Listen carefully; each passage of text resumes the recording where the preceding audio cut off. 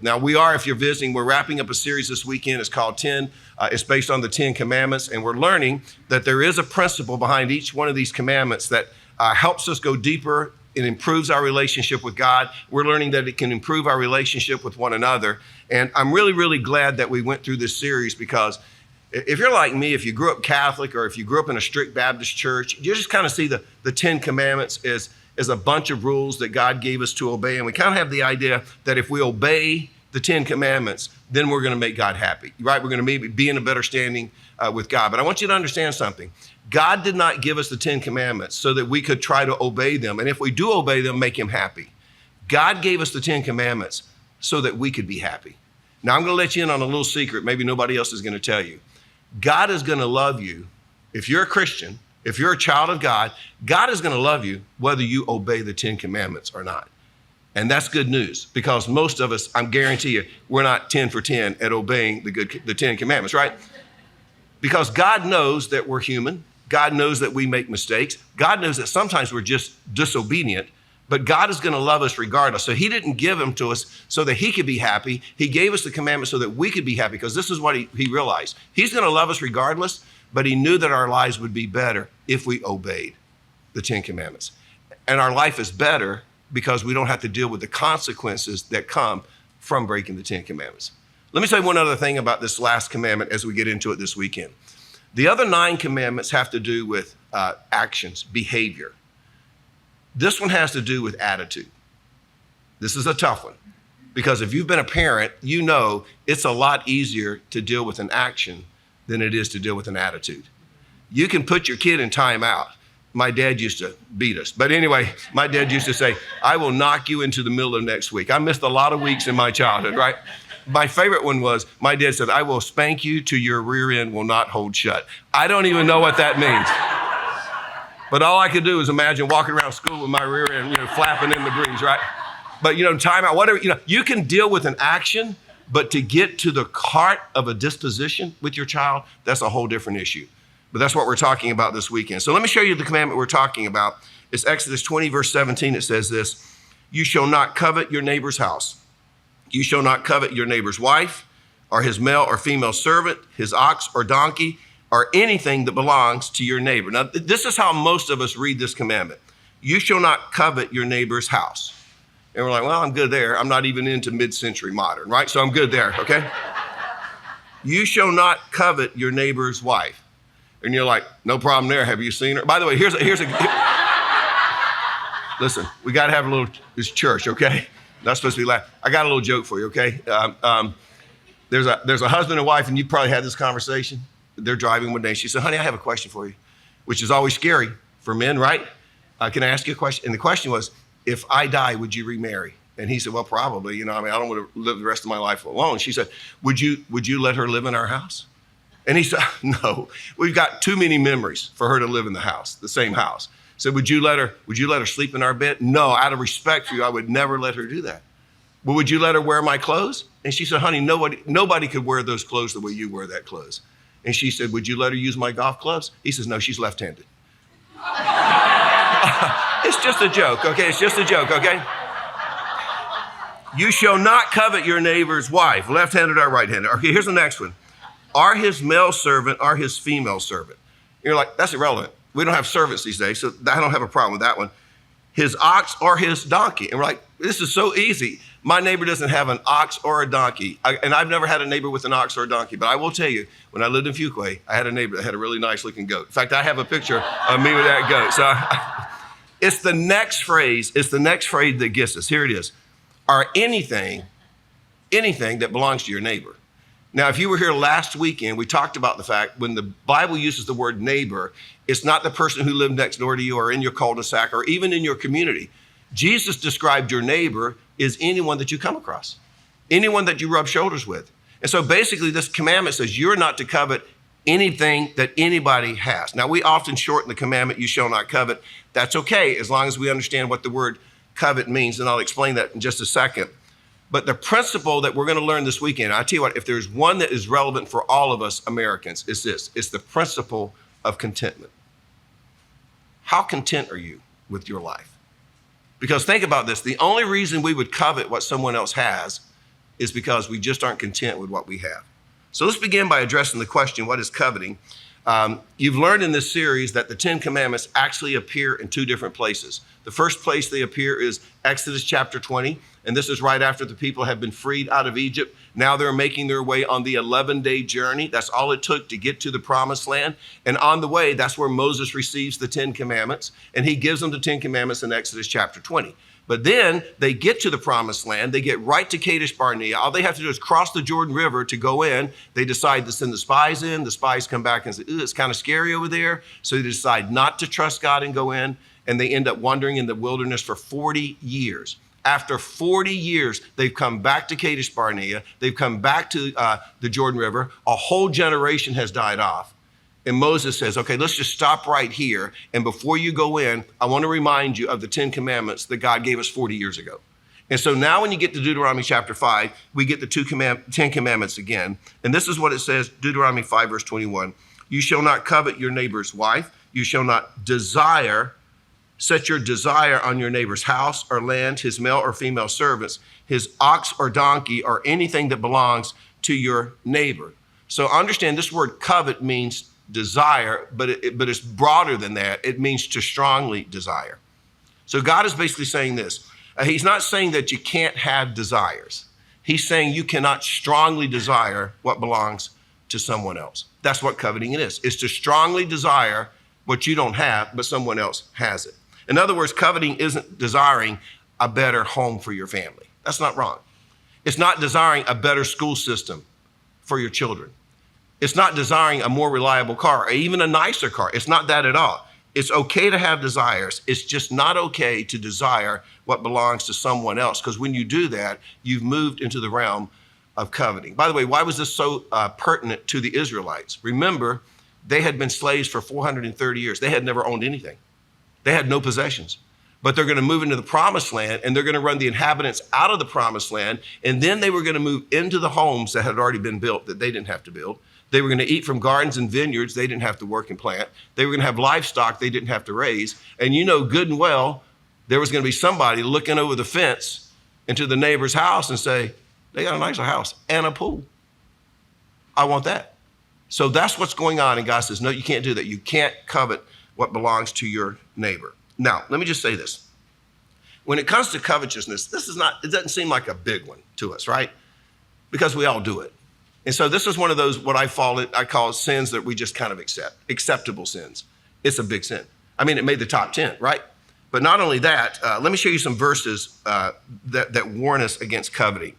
This is from Jesus himself. This is the red words, okay? Luke chapter 12, verse 15. He said to them, take heed and beware of covetousness, for one's life does not consist in the abundance of the things he possesses. Now, if you've been blessed financially, and I'll just state, if you're in this room, the fact that you live in the United States of America, you're wealthier than probably the rest of the world. So the honesty, we've all been blessed, whatever level you're at, we're all been blessed financially. This is a good verse for all of us to memorize, okay?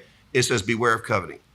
And then there are a few places where covetousness is listed, and it's interesting, it's listed right in the middle or among other sins, and it's amazing to me of just how serious these other sins are, but there's covetousness right in the middle. Let me show you a few.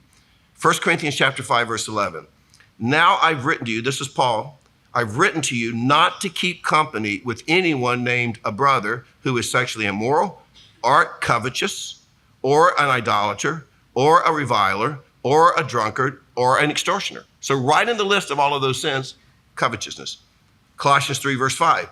Therefore put to death your members which are on the earth, fornication, that's sex outside of marriage, uncleanness, that's any sexual passion that's immoral, evil desire, and covetousness, which is idolatry.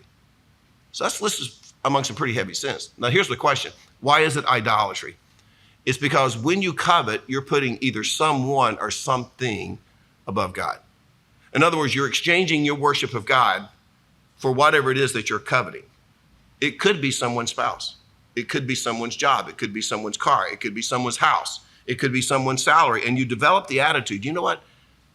I'd pretty much do anything to have that. In other words, you're abandoning your pursuit of God and you begin to pursue something else or someone else. And when you fall into that situation, it becomes an idol. But I want you to look at Exodus 20:17 one more time. I just want to show you how unbelievably clear God is on this one. He says in verse 17, you shall not covet your neighbor's house. You shall not covet your neighbor's wife or his male or female servant, his ox, his donkey, anything that belongs to your neighbor. Okay, let me just put it in the MLT, the Mike Lee translation, okay? You can't covet his car. You can't covet his grill. You can't covet his money. You can't covet her shoes, her purse, her clothes, her jewelry. You can't covet any of it. That's basically what it's saying. By the way, the ox and the donkey, just so you know, they represented wealth. The more land you had, which was a sign of wealth, the more oxen you needed to work the land. They didn't ride horses in those days. Only the ultra rich rode horses, so they rode donkeys wherever they went. My point is, God's saying, whatever they got, you can't covet it. You can't covet it. Now, hear me again. God isn't saying that it's wrong to have desires. He's just saying it's wrong to strongly desire what belongs to someone else, because if you desire it enough, it will become an idol. Now, let's just be honest with each other. Every one of us have something, and you know what it is in your life. Every one of us have something in our lives, if left unchecked, it can mess us up.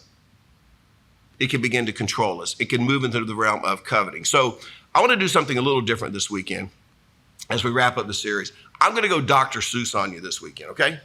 And I'm going to share, and maybe this will help you remember, but I'm going to share some suggestions that can help you battle the temptation to covenant. And I believe that as we pursue, if we will apply these, we're also going to be able to pursue, which I think is an incredible value, and that is finding contentment. Wouldn't you love to be content? At some point, just to be content, regardless of your situation, to be content. So here's the first one. Learn to admire without the desire to acquire. That's the first one. When you see something, learn to admire something that your neighbor has, your friend has, without this immediate, like, I got to have that too. How many times have we done it? You just got that new truck. Now that I've ridden in it, I got to have that truck too. I got to have that barbecue grill too. I got to have those shoes too. Learn to admire without the desire to acquire. And I say that because as we think about discontentment, the problem with discontentment is that it's an appetite that's never fully satisfied.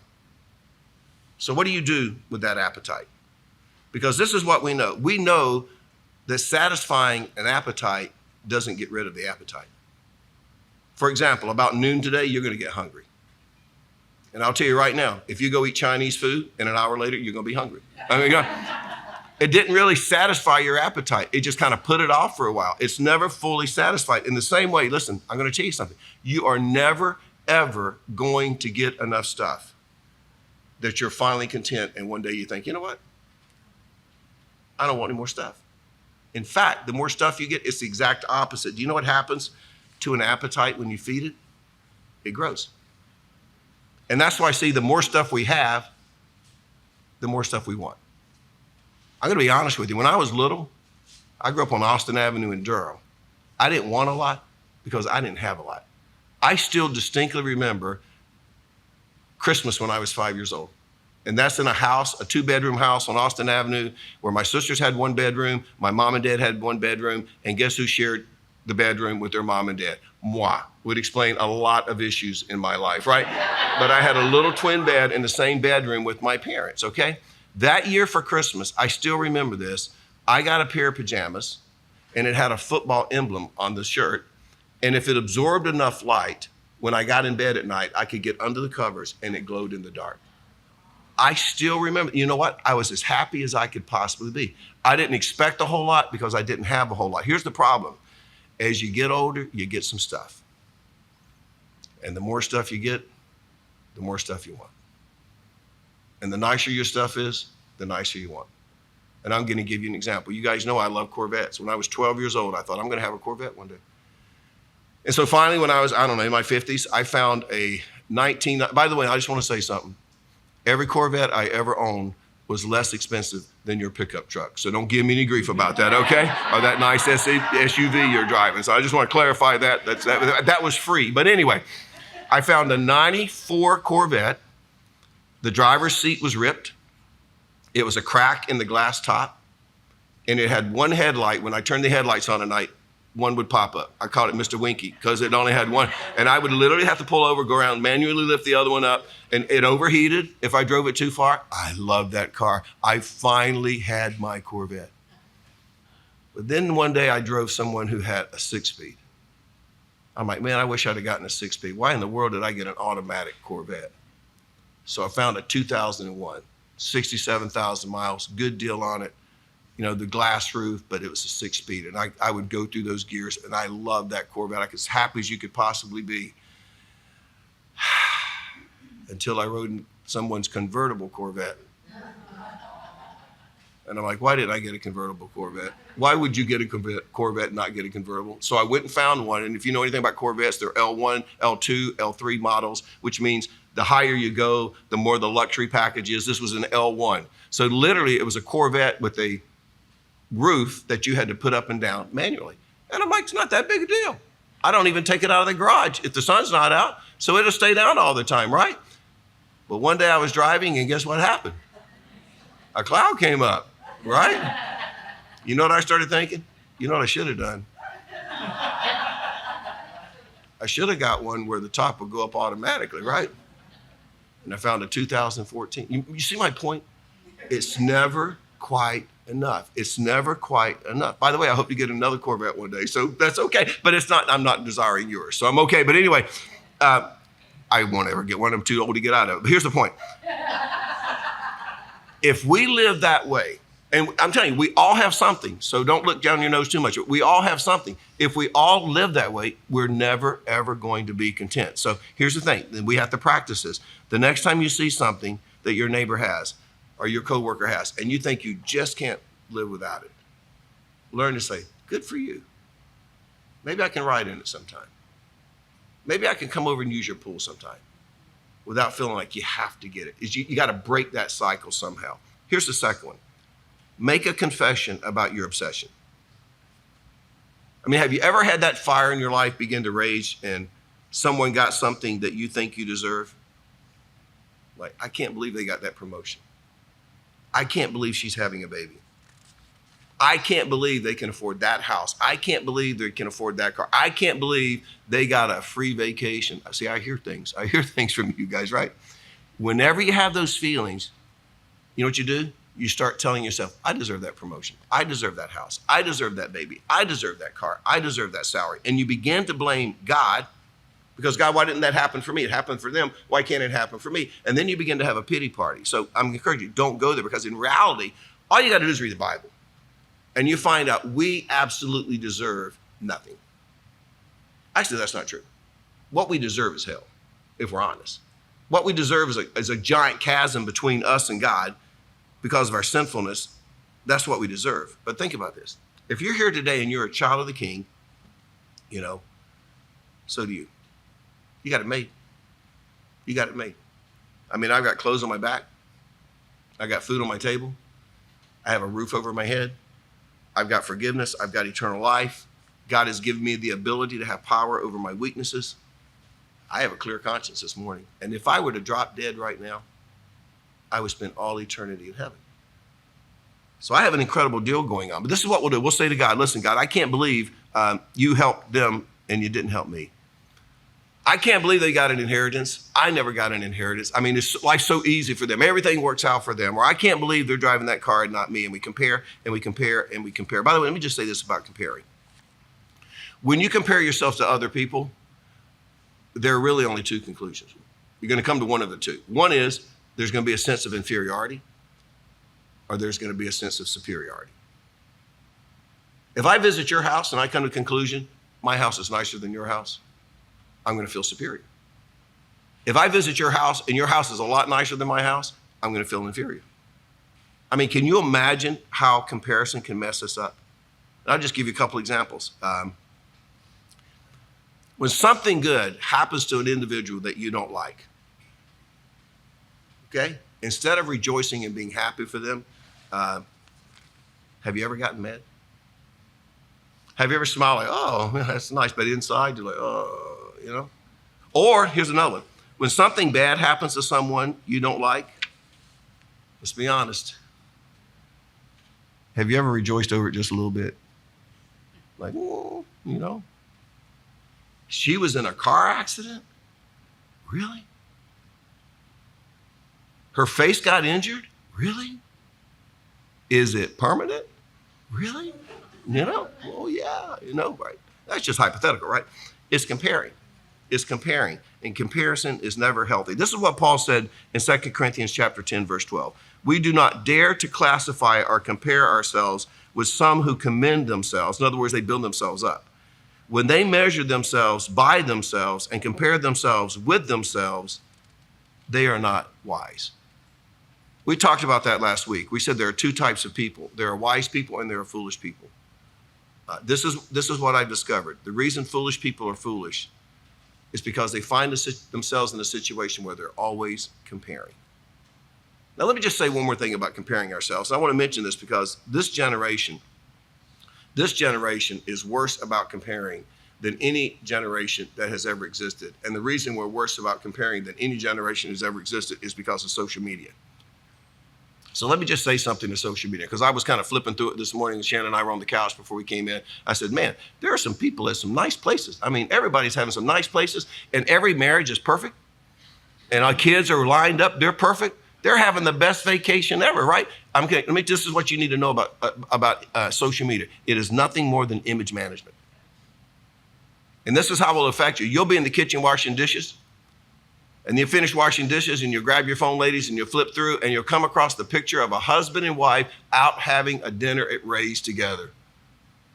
And it's not an anniversary, and it's not a birthday. They're just out because they like each other.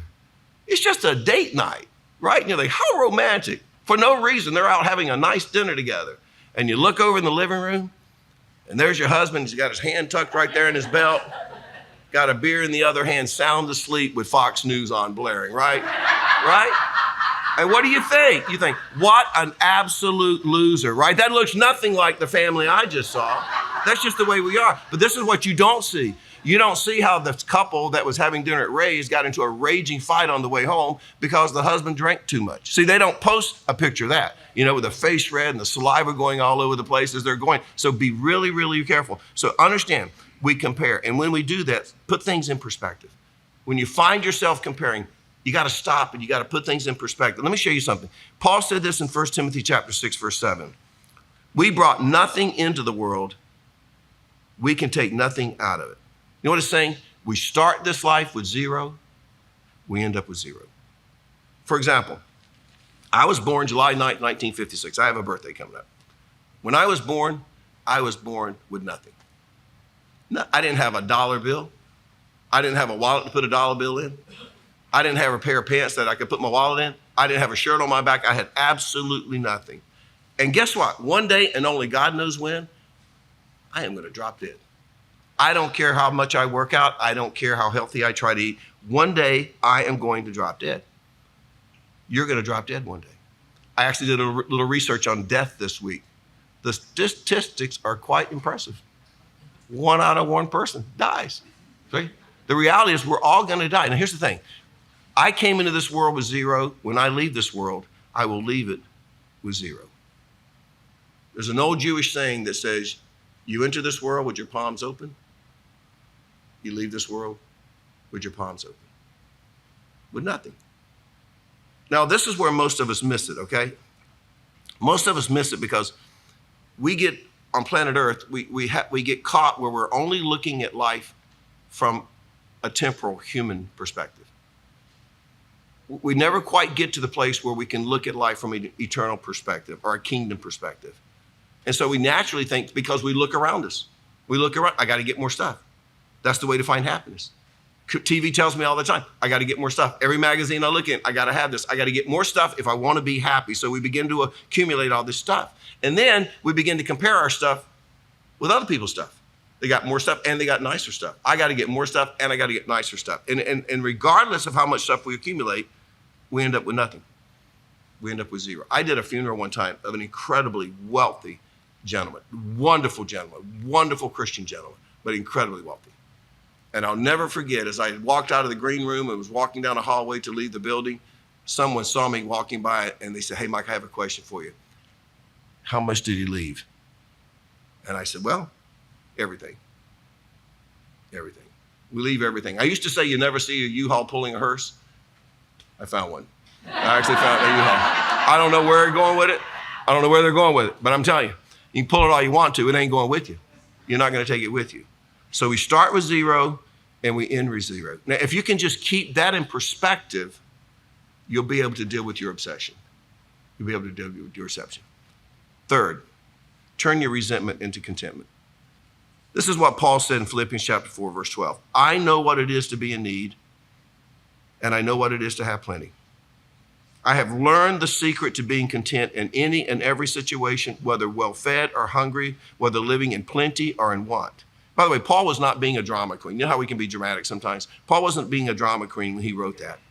Because if you've read his writings, his letters, you know that his life was pretty much a roller coaster. He knew what it was like to go from prosperity to nothing and back to prosperity. It just didn't seem to matter.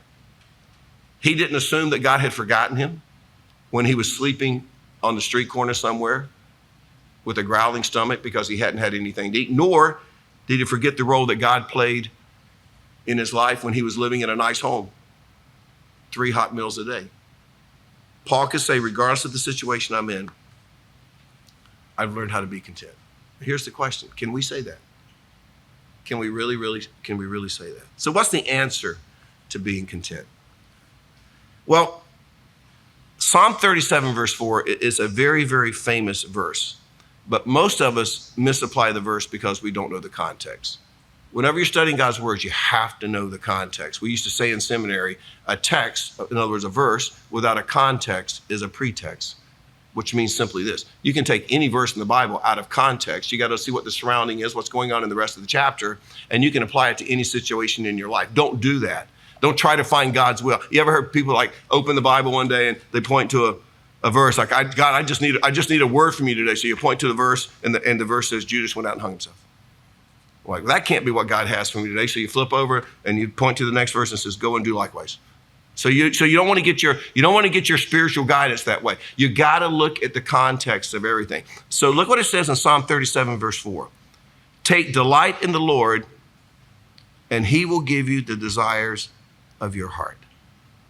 Now notice something about this verse. Delight comes before desire. Take delight in the Lord, and he will give you the desires of your heart. Now, we've been talking about the fact that coveting is a wrong desire. So here's the big question. How do we get our desires to be the right desires? Well, again, to understand what this verse is saying, you have to understand the context and understand David wrote this psalm. He wrote it later in life.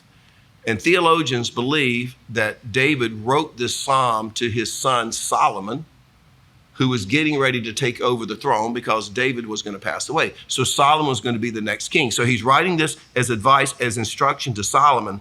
And in the psalm, and you can read it on your own, in Psalm 37, David refers to those who are evil and those who are wicked 14 times. Those who are evil and those who are wicked 14 times. I think this is the advice that David was giving to Solomon. He says, Solomon, when you're king, when you take the throne, there are going to be times when it looks like evil and wickedness is winning. You ever feel like that in our world? Do you ever look at the news just long enough to say, I can't look at the news? Do you ever just get this sense, it's coming to an end? Evil and wickedness is winning. And so he says, Solomon, when you look around and you see everything that's evil and all this wickedness that's going on in the world, you're going to think it's winning and you're going to feel like righteousness is losing. This is what David was saying. In those times, and here's good advice for us, you're going to have to learn to trust God. You're going to have to learn to put your faith in God.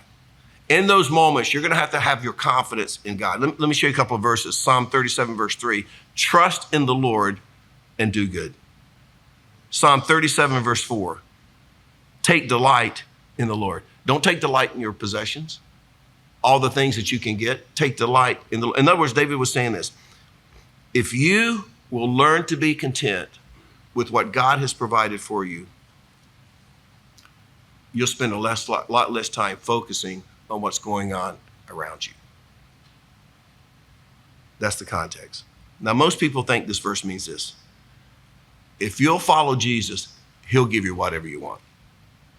And you probably have heard that. People may have given you that as counsel. Maybe you've given it as counsel. Well, I really want to do, well, God says he'll give you the desires of your heart. That's what we believe. If we just follow Jesus, he's going to give us whatever we want. That's not what it means. It means this. It means if you will follow Jesus, he'll put the right desires in your heart. Because when you really submit and surrender to Jesus, it's not my will, but your will be done. So that's what the psalmist is saying. That's what David is saying. If you'll follow Jesus, he will put the right desires in your heart. You'll be content with what God has given you. And you'll never, ever have to worry about coveting. Isn't that good news? Well, let's be honest. Easier said than done, isn't it? Easier said than done. Father, thank you for letting us be here this morning, and just the joy of spending time in your word. The joy of being able to study it and read it and digest it, and just reading through the book of Ecclesiastes again this week, Father. Just so much wisdom there. If we'll just take our time and ponder and process and let your spirit begin to speak in our hearts. And so we thank you that we've come through this series and we've learned a lot. But I don't want us just to learn a lot. I want us to change a lot. And Father, as we examine all of these different principles that are laying behind these commandments, we realize it really does not only improve our relationship with you, Father, but it begins to radically change and improve our relationships with one another. And as I think about all that Paul wrote in the New Testament, basically he dealt with two things in every letter he wrote: how to do good theology and how to get along with each other. And it's because he knew that that would be our biggest challenge. Having accurate theology, understanding who you are, and then every day just getting along with each other. Father, may we be a church, as small as it is, that understands the value of all of the one another's, the 32 one another's that you've given us in the New Testament.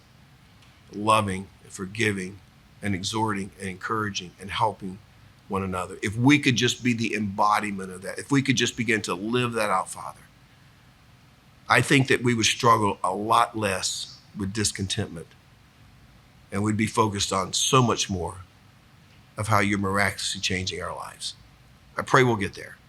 And I feel like we've made some progress during this study. So we thank you for it. In your name we pray. Amen.